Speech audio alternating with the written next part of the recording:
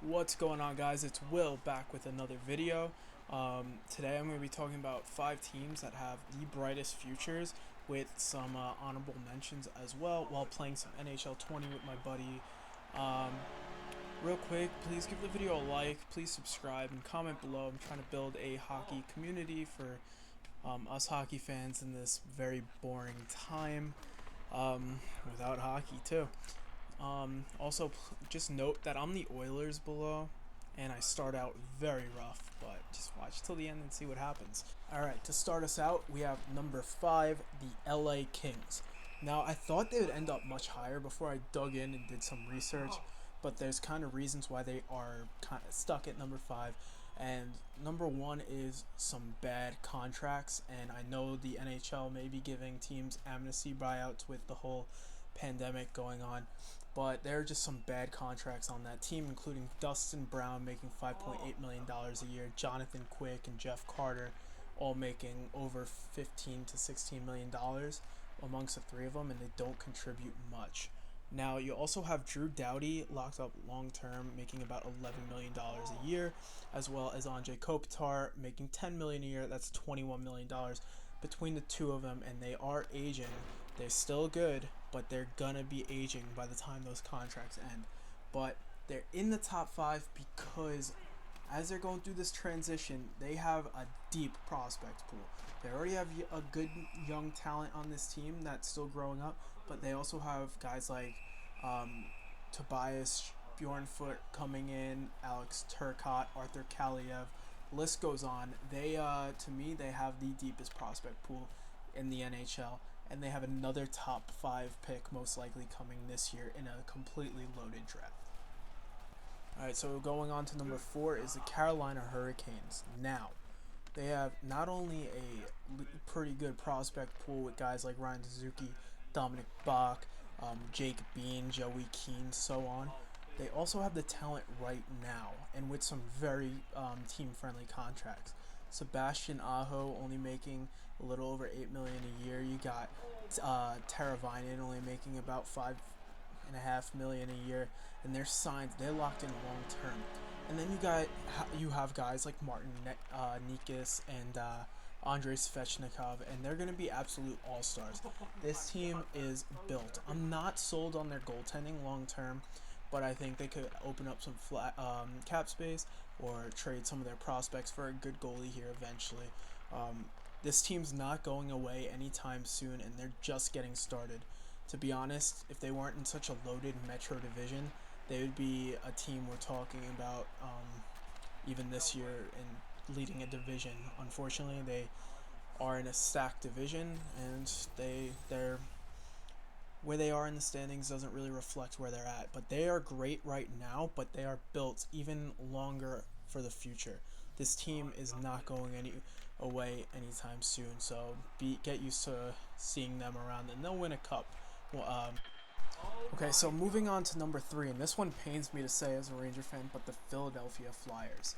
Not only are they built to win right now, but they are built for the future, and they're going to be giving teams a lot of headaches for years to come. They have the franchise goaltender in Carter Hart.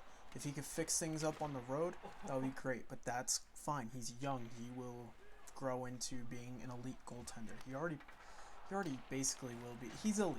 He's going to be elite. But then they also have guys like Morgan Frost, Joel Farabee, Bobby Brink, Cam York in their system, and they're not developed yet, and they're going to be stars.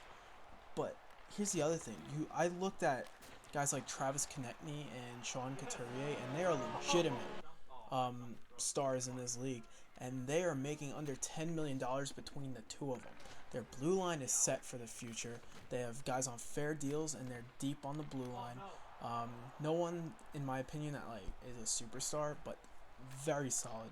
And then the only thing that would be concerning about this team is Jacob Voracek's contract. He's making almost over $8 million, and he's signed for a long time, and he's bound to slow down. Even Claude Giroux a little bit too. But this team's not going anywhere. They're going to be giving everybody, including my New York Rangers, a headache for a very long time. Watch out for them. They have a cup coming in their future. Alright, and this one I'm going to be able to ramble about considering it's my team. But number 2, the New York Rangers. New York Rangers, man. This is an exciting time to be a fan of this team. You may look at their cap situation right now and be like, they're cap crunch, blah blah blah. We have Mark Stahl, Brendan Smith, Henrik Lundqvist, a couple of these guys coming off the books, and Shattenkirk buyout money. We're freeing up about $30 million here after next offseason. We don't really have anyone to re-sign to begin with, except for a couple RFAs. And now you look at our prospect. We have guys like Capo Caco developing. We have Vitaly Kravtsov in our system, Nils Lundqvist, Keandre Miller. The list goes on and on. We have a surplus of defensemen. Matthew Robertson, Zach Jones. It's absolutely crazy. The biggest kicker here is franchise goaltender Igor Shesterkin. Noticing a theme here? Franchise goalies. Big deal. We have a legitimate superstar in Artemi Panarin. Sorry I said we. I can't help it. A legitimate top line center, elite top line center, Mika Zibanejad. Our top six is solidified. We just kind of need to fill out that middle six, which we do have young prospects who can. And this team is going to be winning a Stanley Cup before 2025, and they are going to be around for a long time. This team has rebuilt the right way, and once hockey resumes, I fully expect them to make runs. Lastly, let's move on to the Colorado Avalanche. This team is a wagon. They are number one. They're going to be giving teams fits for a long, long time. They have their superstar Nathan McKinnon, complimentary piece, and he's elite too, is Mika Rantanen. How do you have these two under contract long term and still have all this cap space to work with? On top of having probably one of the best defensive prospects in the league in Bowen Byram, who should be NHL ready pretty soon. You got Shane Bowers, Martin Kaut, who are developing and are going to be main pieces on this team.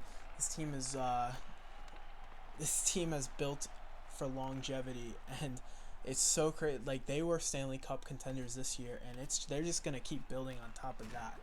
I'm not completely sold on their goaltending. It's not horrible, but I'm not sold on Francois. Maybe he'll grow. I think he'll grow. I think he'll continue to develop, but I'm not completely sold on him being a franchise goalie. Grubauer, he is what he is. Again, he's serviceable, but I don't think he's a franchise goalie. But they have money to go find themselves that goalie of the future, or that franchise goalie. We're going to be hearing the Colorado Avalanche for a long time. Why they are going to be on top of this league next year and for the foreseeable future.